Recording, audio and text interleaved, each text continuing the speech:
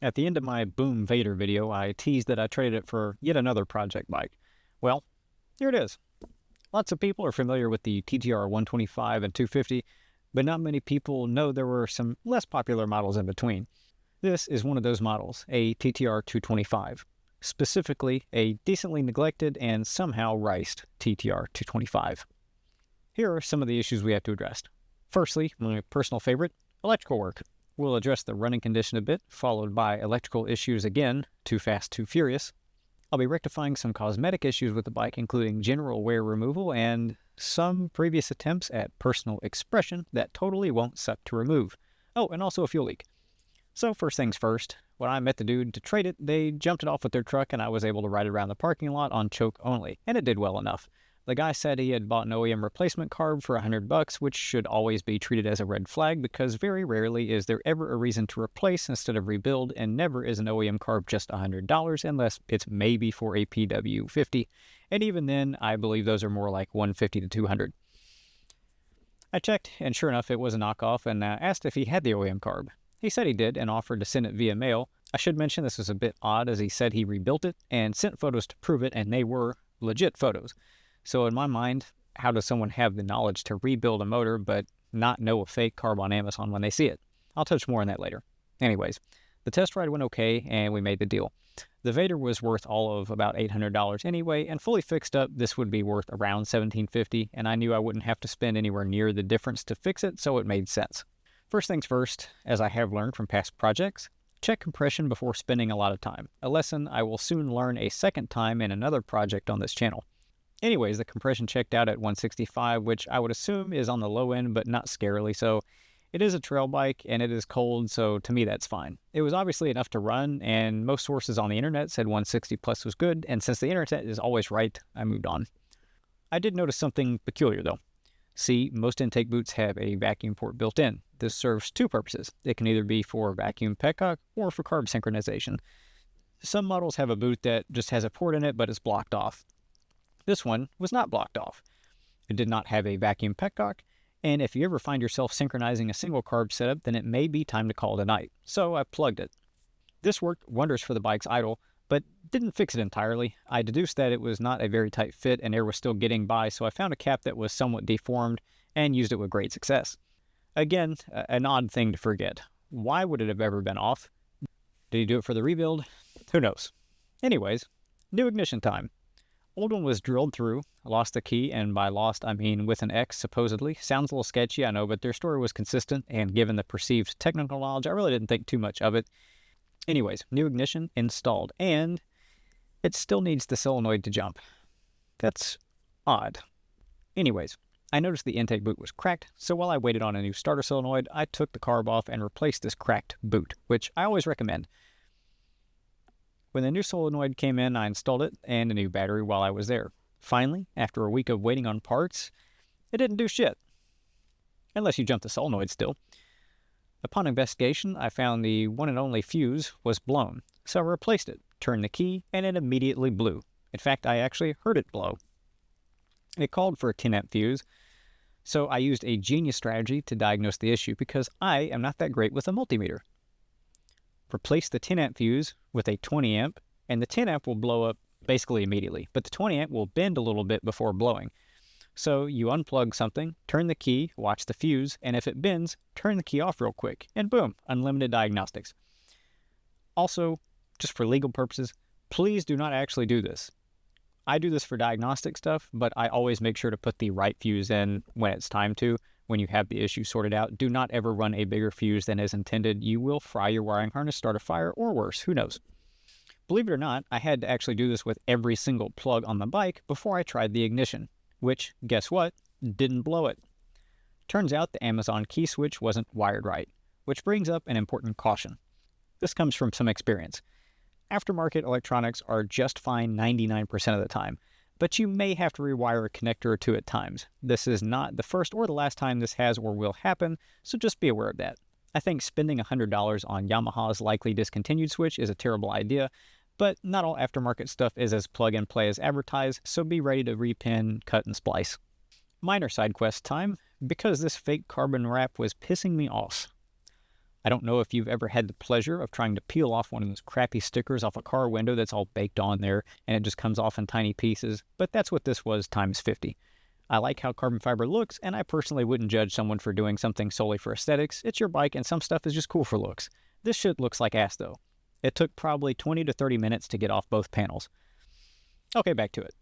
First, real unscrewdriver assisted start.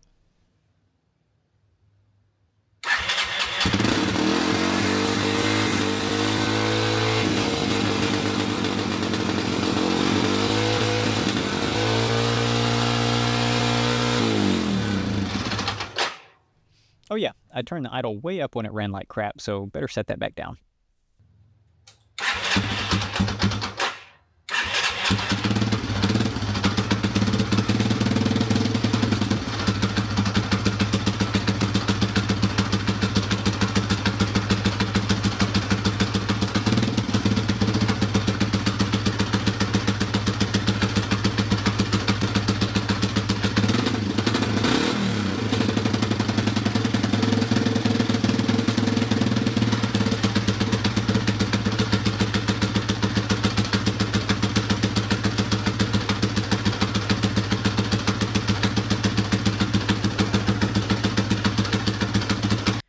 Once I got that dialed in where I like it, which is probably a tad lower than spec, but I've just always done it like that, I briefly reassembled it so I could move it around while I waited on the last part I needed to ride it, the petcock. Hey, look what showed up. If the liquid gasket is anything to go by, then it seems the issue has been persistent, and by issue I mean leaking fuel. Also, the knob was busted, so turning the fuel on and off required a set of vice grips, which is always not ideal. After that was on, I started the reassembly as well as some wire management. Also, now the fake carbon on the tank was pissing me off too, so I decided to remove that as well. Just a little tidbit, the bubbles are likely not the fact that it was applied badly, it's how stickers get on a tank. So if you're wanting to put stickers on your gas tank, just be aware that a lot of older graphics or OEM graphics from Yamaha have little slits to let gas vapor escape for this reason. Otherwise it'll bubble up. I doubt it's a Yamaha specific issue, however I've only ever witnessed it on Blurple bikes, specifically late 90s to early 2000s Blurple bikes. So take that as you will. After removing the fake carbon, I kind of wished I didn't because the plastic under it wasn't doing so hot. Also, the whole tank itself was wrapped Yamaha Blurple, which was actively coming off too. Anywho, one good way to make a bike look very good is by cleaning the wheels. Almost all dirt bikes' wheels are chrome, and when they're shiny, it is really shiny. Here's a before and after. It helps the bike stand out in photos and is also keeping any rust from spreading. I also took the time to clean the chain while I was there. Now for what ended up being my favorite part, the test ride. I was legitimately impressed because bear in mind, this has an eBay carb on it, and it was pulling very strongly, close to 250 strong, and I'll get to that later. It also wheelied very, very well. It had been a while since I had this style of bike, like a dirt bike, to ride that was in this size, so I was a bit rusty, but I slowly got the hang of it. Also, just a little tidbit here while this riding footage is going on in the background and hopefully being somewhat entertaining. I am not AI. I did have an accusation here in the last video, and it was a relatively friendly one, but I do want to point out that, for starters, I'm not AI. My voice has sounded a little bit different because I'm using a different microphone, and I'm also adjusting the audio better because I really, really do not like how my voice sounds on camera. So I am actively trying to fix it. It's not changed a ton, but it does clean up the audio a bit, so that's why some of my videos sound different. Also, bear in mind that for this specific type of video, I am reading a script. When I go out there and ride on my, on the RC or the Bird, I'm usually not reading a script. So I sound a lot more fluent like I am now because this is actually not part of the script. I just thought to mention that. The only time I've ever actually used AI on the channel was writing a description or two when I first started taking it seriously again, and I've since abandoned that practice because I just much prefer to do it myself. I was really hoping that there would be a decent advantage with search engine optimization to do that because that's one of the very few things that AI is actually useful for. But I decided against it because the whole point of the channel is to do stuff that I like to do and make it authentically me. And if the description isn't really written by me, then it's not really me. So I don't do that anymore. But AI does not make the voice. AI does not make the video. The guide also said that I used a ton of other people's footage, and that's just not true. I've had, again, a ton of bikes, and all the footage is mine. Wholeheartedly, you won't find it anywhere else except for maybe my old channel, if that's still public on YouTube. Anyways, sorry for that little disclaimer, but I felt like I had to address that at some point because I know it definitely has changed, and at least one person had mentioned it. So at this point, you may notice there's no number plate. Well, it came with a headlight number plate, but nowhere to plug it in. These bikes don't actually come with headlights or taillights. So I ordered a new number plate, but sold the bike before it got here. Funnily enough, I never even listed it. Someone was here for something completely unrelated and ended up buying it when they saw it. They had also bought a TTR 250, and he and his buddy raced it up the street. And I'd been kind of curious to know how it'd stack up against the 250, so I asked him who won. The guy that bought it for me said the 250 won only by a little bit, which did kind of confirm my suspicion. So it all comes to an end. If you didn't watch the Vader video, I'll give you a brief rundown of why I even have this thing, and I'm going to do it really fast so you don't click away because it'll hurt my feelings. Bought Concourse, got Concourse to run, Concourse leak oil and spark plug hole, trade $1,000 Concourse for $300 in guitars and amps, trade guitars and amps for a broken Grom clone, fix Grom clone, awesome, still not worth $1,000. Trade Grom clone for broken TTR 225, fix 225, sell 225. So, did I make money? Probably, but if I did, it wasn't much at all. With all the parts and time I had into each bike, it was probably about even. But money doesn't outweigh memories. Let this be a lesson. I didn't spend 4 months off and on working on 3 different bikes off and on to just break even. I got to ride 3 bikes I've never ridden before for free. Well, I say that, I've ridden a Concourse before. I learned about 3 new models for free. I got 3 more bikes worth of experience for free.